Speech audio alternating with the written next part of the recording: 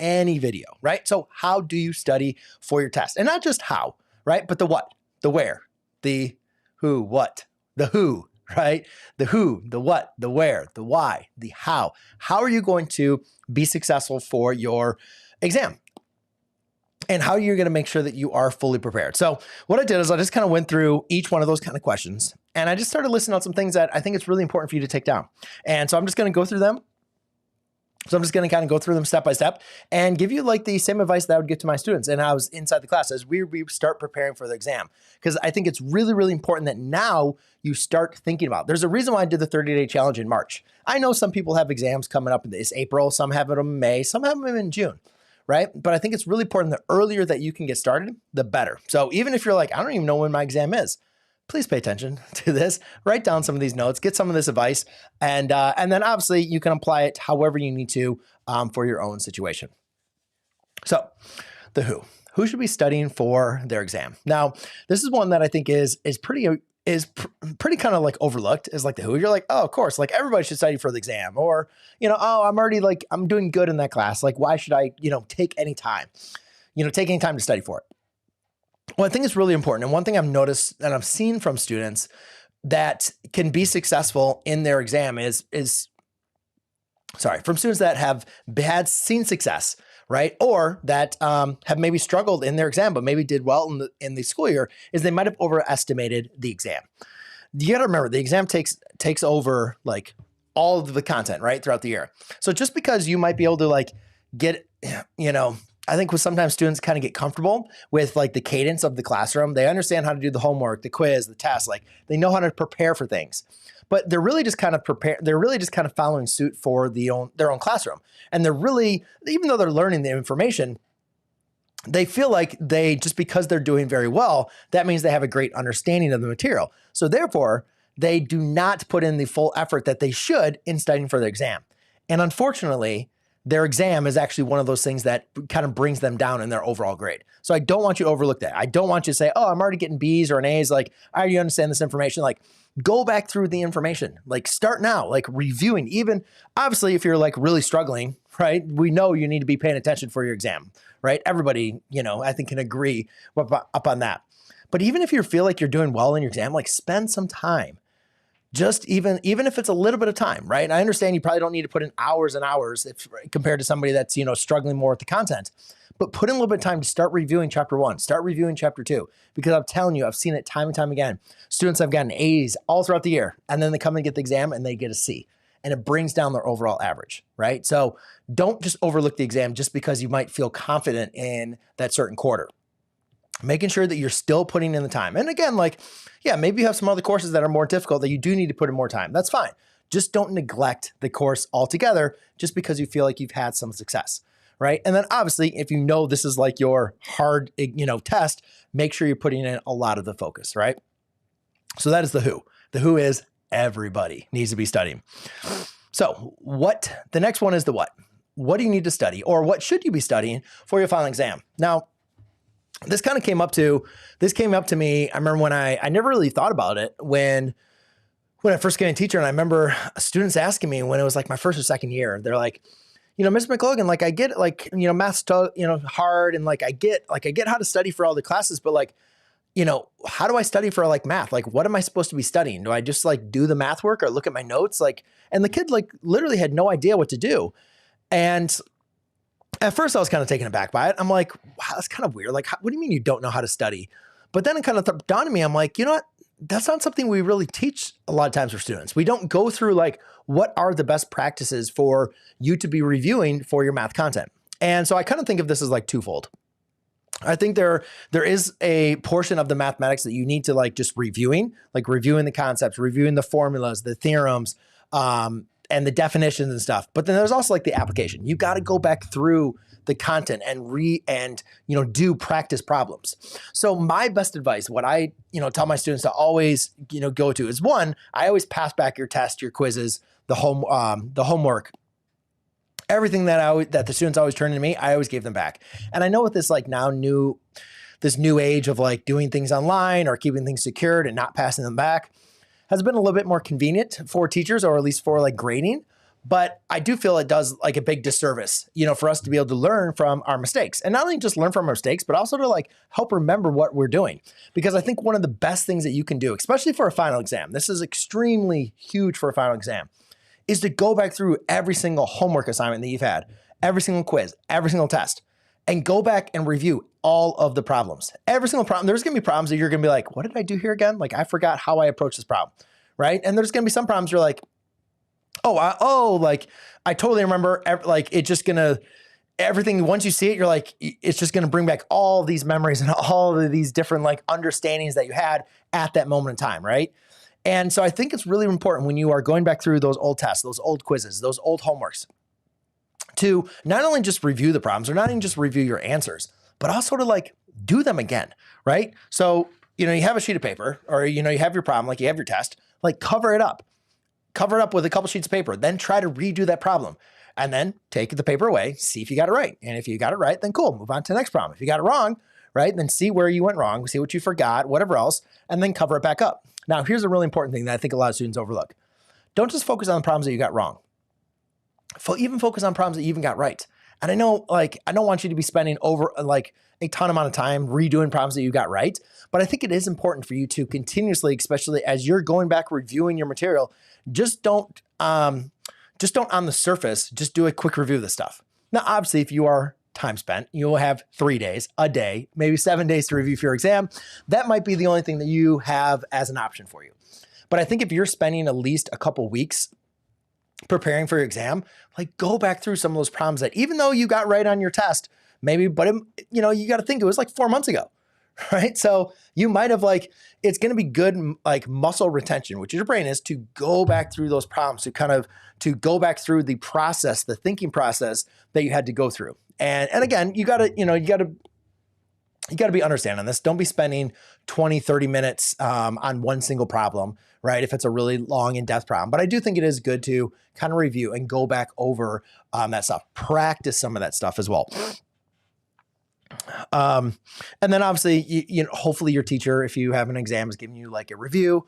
Obviously, you can go back through your notes. That's good, a refresher, stuff like that. And also like look at reviews online, right? I mean, there's tons of access to information that you guys can have. Like the one thing I always told my students is like, don't just follow like my, 100 question exam that I give to you guys. Like find some more examples, go back through, review things. Like if you really are struggling with one certain concept, then find more examples on the concept, right? And again, what's really, really important, which I didn't mention, always be studying things, or at least be practicing problems that you have the answer to.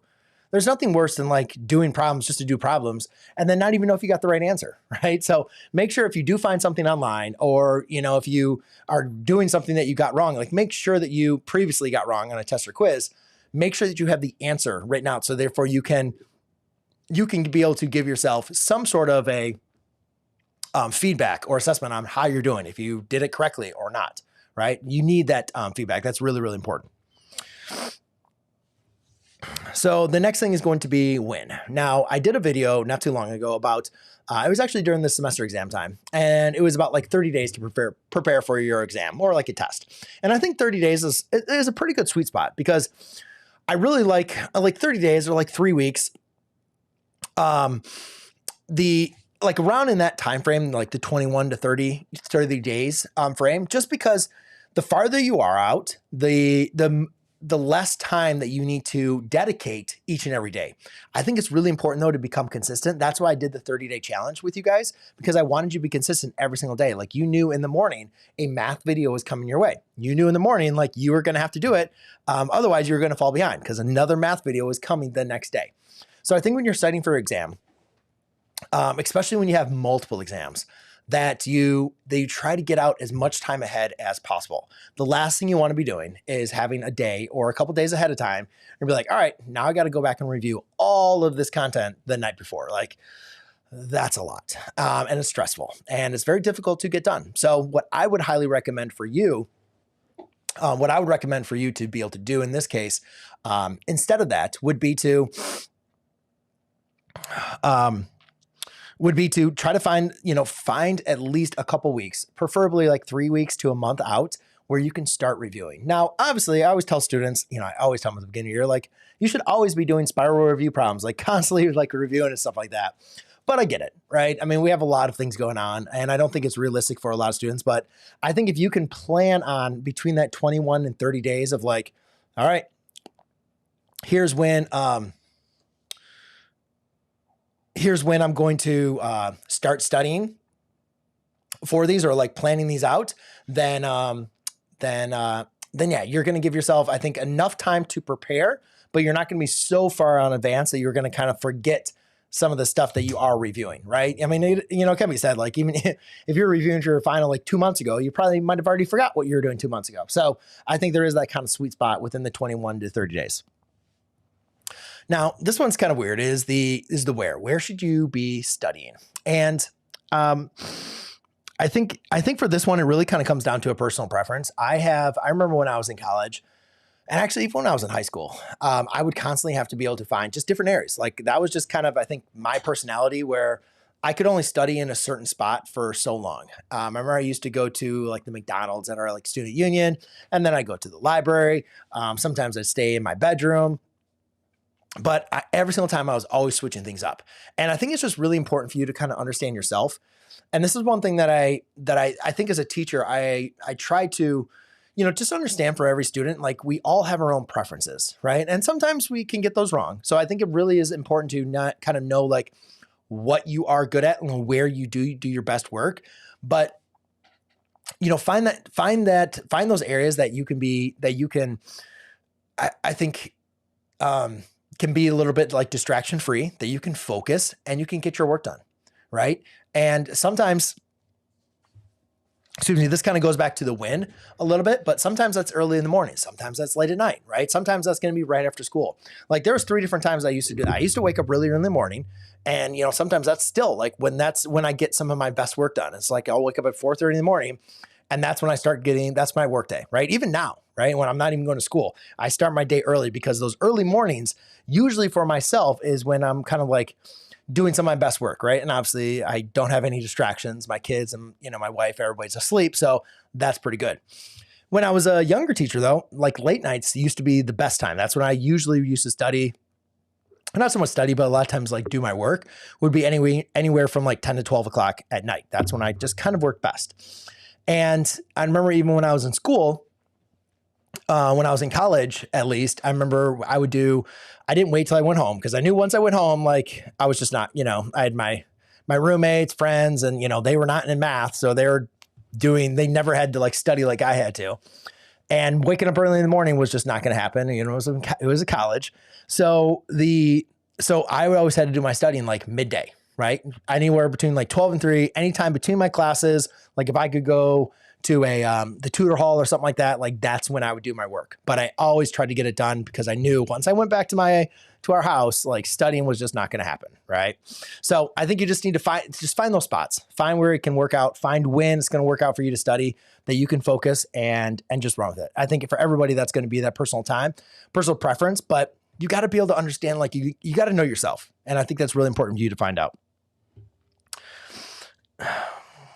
All right, so we got the last 2, and the next one is kind of an odd one, and you'd probably think to yourself, like, why would you ask this question, or who would ask this question? But the question is why? Like, why study in this kind of manner, or why study for your final at all? Like, what is the purpose of everything that I think I am teaching, and why am I kind of explaining it for you to do it this way? Well, there's a couple reasons. One, I myself, as a struggling math student, kind of had to figure out how to be successful in math on my own. Even though my mom was a math teacher, she didn't like force me to be successful in math. She kind of let me struggle on my own, and she kind of let me like learn through those things, and try to like figure out, how to be. She didn't plot me to be a math teacher or go into like education or anything like that. She didn't push me in any way. She wanted me to, obviously be successful and, do my best. And I'm assuming probably pretty embarrassing when I got like D's in pre-calculus and was ineligible on my senior year for baseball. But I had to figure out like why I wasn't being good at, math, because I really did like math. And when I decided that I wanted to become a math teacher, I realized I had a really, really long way to go, a long way to go. And because I wasn't strong in math, I got D's in pre-calculus my senior year. And so I did lean on my mom, obviously to improve my math skills. I did lean on other people that were successful in math, my old teachers, and then also people that were in the tutor labs that were, in different math fields. Like I had to figure out how to be successful, how I could learn math. And, through all of that, going through college, I was able to earn my degree, and I was able to, get a math degree and overcome starting college in intermediate math when most math teachers were starting in calculus. I was like two years behind. Like, it was kind of embarrassing. But I did it. Or I was a year behind, but I did it. So I was able to overcome it. And then becoming a teacher, I was able to see so many more perspectives of why and how students struggled with their math and preparing for them. And I think one of the biggest things that I saw students doing when preparing is, one, they didn't know how to study, right? They didn't understand what they should be doing to actually do better for the test. And the other thing is they didn't plan ahead. And so they just thought they could do everything like one or a couple nights before, and that would be sufficient. And I think you guys can all agree. A lot of times, math gets this pretty bad rap for being like so difficult and so, hard, so hard a lot of times for students to be successful in. And I get it. I really do. But I also feel like there's a lot of things we can learn about being successful in math that we can, attribute to like a lot of other areas in our life. And I think one of those things of like planning for those times that you are going to study, mapping out like those version, actually, I'll get to that in a second, but, finding that time to be focused, putting in the work, like practicing a lot of the stuff. It's not fun to go back and practice, right? It's a lot of stuff, it's a lot of times, especially if we don't feel like we're losing a connection on this stuff, but like going back through and practicing a lot of that, a lot of stuff you already did right or you got wrong, like that's very, very important. That's going to help you a lot that's going to help you a lot to being able to overcome some of those things, or you just don't want to do things. Right. So, there's definitely that discipline that is involved in from there. And also like when you spread out this time, rather than trying to cram, you're just going to be more successful. Like you're going to be able to recall the information so much better. And I think that's one of the things that, two things that students would always say. One, how can I remember all of the stuff? And then two, why are the questions on the exam or the test harder than what they were during the school year? Those are the two things I get all the time. And I think by you focusing on spreading out your studying time and not just trying to cram and therefore not trying to like falsely memorize stuff, you're actually going to understand the material and you're not going to have to rely on this quick memorization. And then also, I think the more practice problems that you do, the better you're going to give yourself some context into what you have already learned. So therefore, when you do get those problems that, maybe are not exact regurgitation of what you had throughout the year, you can be more successful with them. And you can be more successful like with solving those problems. And all right, let's get into the last one is how. Now, how do you study for your finals? And I think this is, a really, really, really important one because I went through everything. I went through the who, the what, the when, the why, not the why, not the how. Yeah, I did. No, who, what, when, why, the where. Right. But the how is I think something that there's a little bit trick here that I think a lot of students that need to overcome. And that is like, one, I think you should like set a goal of like what you plan to expect to be able to study for your exam. Like what exactly content, like what chapters, what homeworks, like map it out.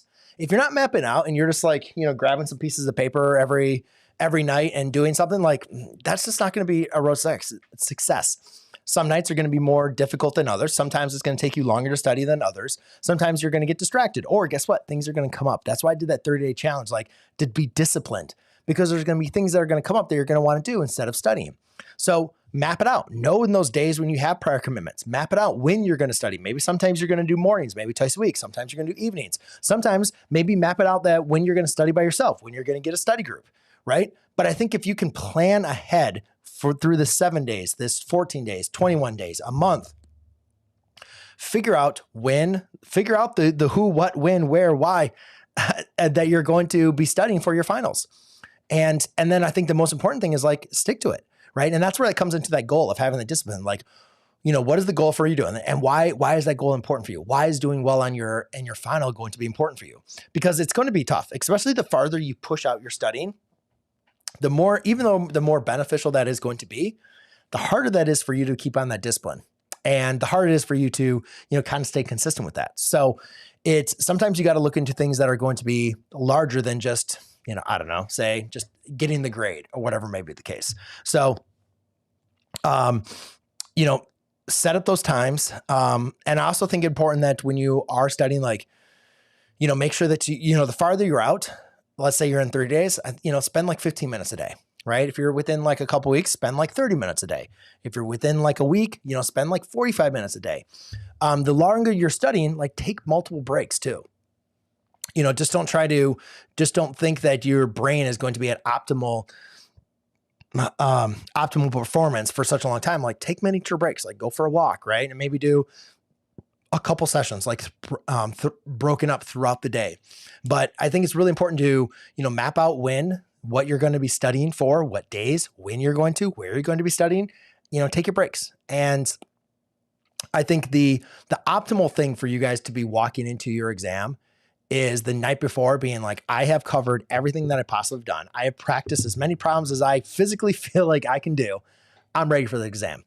You know, it's like, there's nothing else more that I need to study or practice. Like there might be some hard problems I don't know how to do. I am okay with that. Like I put in my time and effort, right? That's the way you want to be feeling the night before exam. The last thing you want to be feeling the night before exam, which I've done it before myself, so I know exactly how this feels, is holy crap, I do not have enough time to review everything. Holy crap, I do not remember all of this. Please just don't put a lot of these problems on the test. Like I've been there before. It's a horrible feeling. And guess what? When you actually, you know, the night before you're trying to fall asleep, you have so much stress and anxiety, you can't fall asleep, right? So you get a bad night's rest. And then you go and show up on the test. And guess what? You didn't get a good night's rest. You have that anxiety, you have that stress. And even if those questions show up or didn't show up, like you're not in your optimal time to be doing successful in your finals. And it just doesn't end up to be a good test. So I don't want that to happen to you. That's why I wanted to go through these steps for you in this video, and hopefully they were helpful for you. Now, so I'll probably have I'll definitely have some other tips getting ready for those exams coming up in the next video. But when that next video is going to be, I'm not really sure, at least in this point, but I'll definitely have that probably coming up in these next couple weeks to get you guys hopefully hope on going through. What the heck's going on? That's so weird. Okay. All right. So anyways, let's go and get into